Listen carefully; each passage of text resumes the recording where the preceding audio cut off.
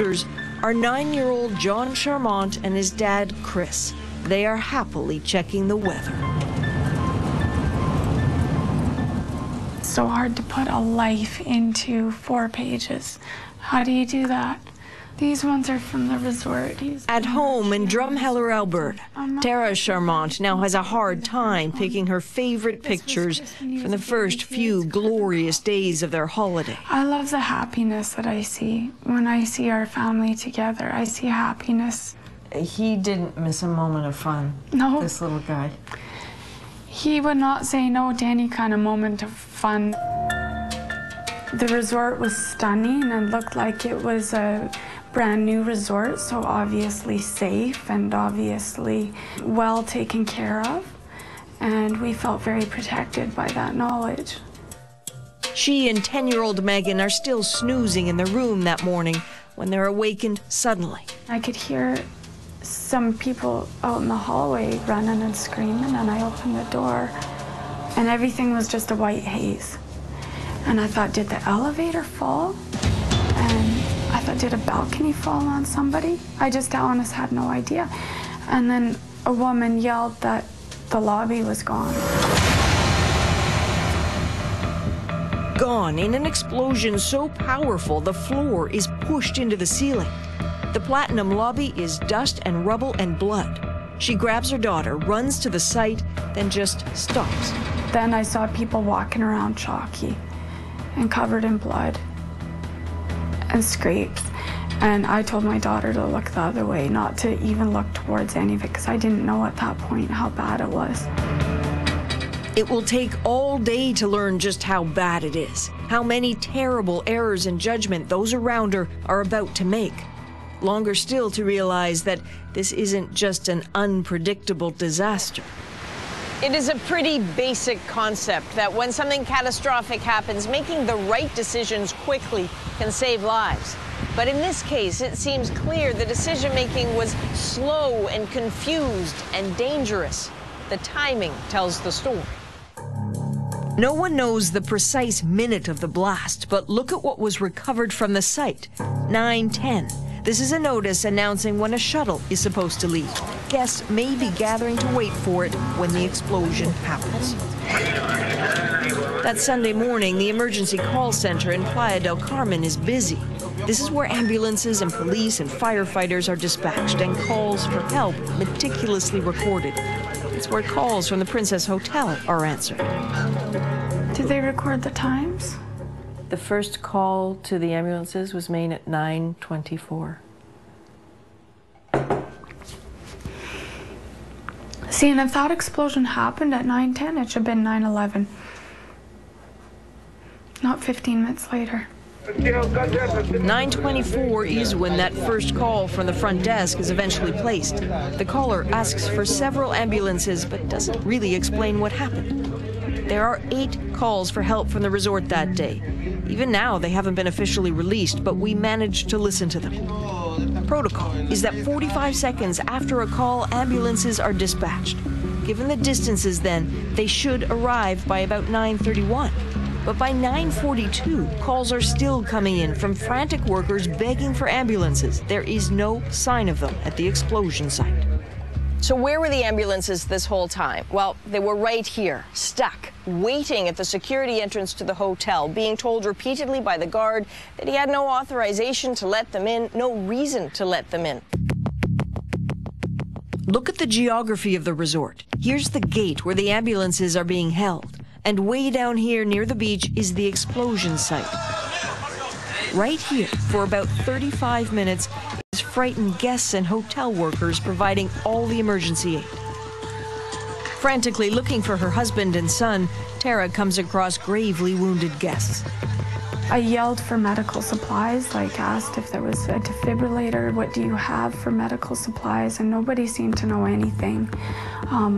A lifeguard wound up showing up with a box of Band-Aids, and there were people laying on the ground looking like they had severe spinal issues. She isn't the only one agonizing over the lack of supplies. We've received multiple detailed accounts from witnesses. A British firefighter who happens to be staying there is working on Malcolm Johnson, who has severe injuries to his head and face. In his statement, Jeff Westwell writes he needed to find oxygen and an aspirator, adding, "I looked in the first aid kit, but there wasn't one there. Hotel staff appeared with oxygen cylinders, but no regulators. They were panicking, and in my view, did not know how to use the rescue equipment." By about 9:45, ambulances finally make it past the guards, but something else is happening at the gate to the resort. A scuffle between hotel staff and reporters, but not just reporters. Police and the state's attorney general are being stopped from going in. That's him in the crowd, Francisco Alor. We were all stopped. I gave the instruction to get rid of the gate and proceed with the rescuing process. It was a very unfortunate situation with a lot of negligence. I could even hear on the radio the instructions of someone else in the hotel saying, "Stop everyone." The scene gets nasty. Journalists in particular chased by hotel staff, beaten with sticks and fire extinguishers. The Attorney General has to call in the army to get past hotel security, and he is certain he knows why. It's my perception, without any question, that the hotel tried to take care more of its image than solving the serious problem it was facing. Choosing image over safety? A bold accusation, but the Attorney General is not the only one to suggest that. Paramedic Efrain Chuk Chan, who is there that day, says he's seen hotels react this way before. When we go to pick up a patient of any kind of situation, right at the entrance, we're told to turn off the siren and quietly enter the premises of the hotel. It's complicated, because when trying to save their image, lives can be lost.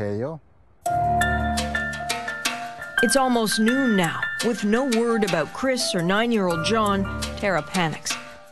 She runs between the explosion site and a small medical clinic at the hotel, clutching a bag of their clothes in case she needs to meet them at a hospital. It was a big struggle to know, what do I do with this time? Do I wait for the hospital to call, or do I go find them? Because in my mind, my little boy is scared. He's hurt. He doesn't understand what's happening to him. Finally, in the main lobby at the front of the resort, she finds an emergency desk. To her surprise, it's set up next to one booking excursions. But no one has information. Often the desk is abandoned. Hotel life goes on. A staff member who tried to rescue the injured told us he'd been instructed to change his bloody clothes and get back to work. Music thumps on. Guests who notice the commotion are sometimes brushed off. Some of the staff pretended not to speak English. I mean, ones that we knew spoke English. And a lot of them would just say, "Oh, no, it's good. Don't worry about it. It's safe. It's taken care of." How about that, Margarita? By mid-afternoon, Tara realizes all of the injured had been taken away by those long-awaited ambulances. Taken away from one problem, but sometimes right into another dark reality. Darlene Ferguson, at the edge of the Platinum lobby, shields her grandson in the blast, but is gravely wounded. The ambulance that picks her up heads to the small, poorly equipped Sac Bay Clinic in Playa del Carmen. A mistake. Her injuries are too severe, so the clinic director gets in the ambulance with the family to move Darlene to Cancun, an hour away. Outside the city, it runs out of gas. Paramedics fill up, and when they finally arrive at the hospital, this man, the clinic director, unusually, unexpectedly, asks Darlene Ferguson's desperate family for gas money, and then a little more, and more still. Is that a normal procedure to ask the family of a patient for money? We don't have money. But isn't that something that you could send a bill to an insurance company for later? I mean, her mother is dying and going into the hospital, and you ask her for money. I know. But maybe it's a big mistake from my part, but in this moment when you don't have money. Darlene Ferguson does not survive. Neither does Malcolm Johnson or Elgin Barron or the two Mexican workers. By dusk, Tara has heard nothing. Then hotel reps signal for her to come into a room. She and 10-year-old Megan rush in thinking maybe there's good news. Only they're met by awkward silences. Finally, they said, "Well, people died." And I said, I know that. I was there. I know people died, but not my son and my husband, so where are they? And then one of the women piped up and said, well, just so you know, they're dead. And Megan lost it. Lost it. Both she and Megan scream. The PR rep tries to hug them. Tara pushes him. Then she's held down in a chair. I could feel a cold swab on my arm. And instantly I knew. And I went, oh my God, they're gonna drug me. I didn't know with what. I looked up, Megan's screaming, don't hurt my mommy. Here's a kid that's just had her world destroyed. And the only support she has in the world is being held down in a chair with a hypodermic needle positioned above her. She bats away what she thinks is a sedative, but she cannot push away the reality. Chris and John Charmant are gone too. They had died instantly, but it's taken more than 7 hours for her to find out. In the days and weeks that follow, while families agonize, the still beautiful, still popular hotel stays busy. So too do investigators trying to find out why this happened. The initial theory was that natural fumes from the mangrove swamps under the resort built up and ignited, but that's not the case. CBC has learned this is now considered the culprit. This is the first public look at a gas line ruptured ever so slightly in construction. From that rupture, gas slowly leaked into a space under the lobby until a spark set it off that morning. And as the Attorney General now reveals, that gas line extension to the Platinum lobby was not in the hotel blueprints. Okay. The blueprints show the line officially ending well before it really did. Stop here, the line. Yeah, the line ends right there. Here is a problem, all right? That's where the explosion was. This is spool. So they didn't have permission to build it, to use it? No tenían permiso de usarlo, de instalarlo, de operarlo. Someone had installed that line without permission, and worse, this is a gas verification agency stamp confirming the blueprints as accurate. The date on the stamp is after the explosion and after investigators had already found the improper gas line and the hole in it. Expect 4 people to face criminal charges soon, the Attorney General says. Por un error humano grave.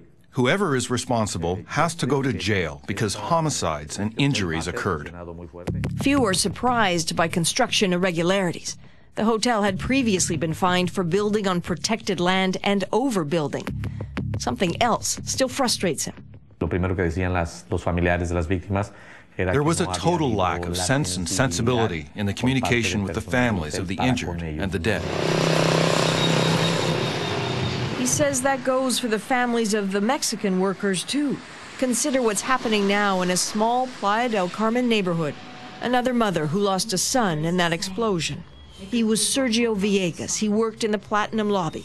His paycheck fed his extended family, his wife, his 4-month-old son, and his 4-year-old daughter.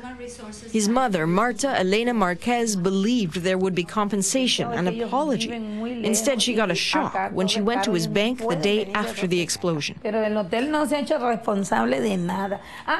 The hotel has not taken any responsibility, not even for his 2 weeks' worth of work. We went to the bank and there wasn't a single peso. They had already canceled the account. Are you saying that you have not even received his paycheck? She says even wages he was owed weren't paid. In fact, the family insists its only contact from the hotel was a manager offering basic funeral costs. Several families complain of the silence from the hotel. A walk through the well-groomed, calm, full resort now shows the explosion site seems just another construction site. Remodelation reads the sign. Staff typically say the wing is just closed for repairs. Tell us that's all they're allowed to say. My boss say, hey, please, you're working here. No talk about it. Now, very trouble, having trouble. Those researching what actually happened.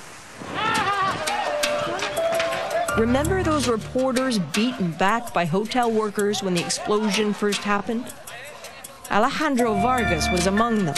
Says he still feels like he's being obstructed by high resort walls and closed mouths. No es que no queramos hablar.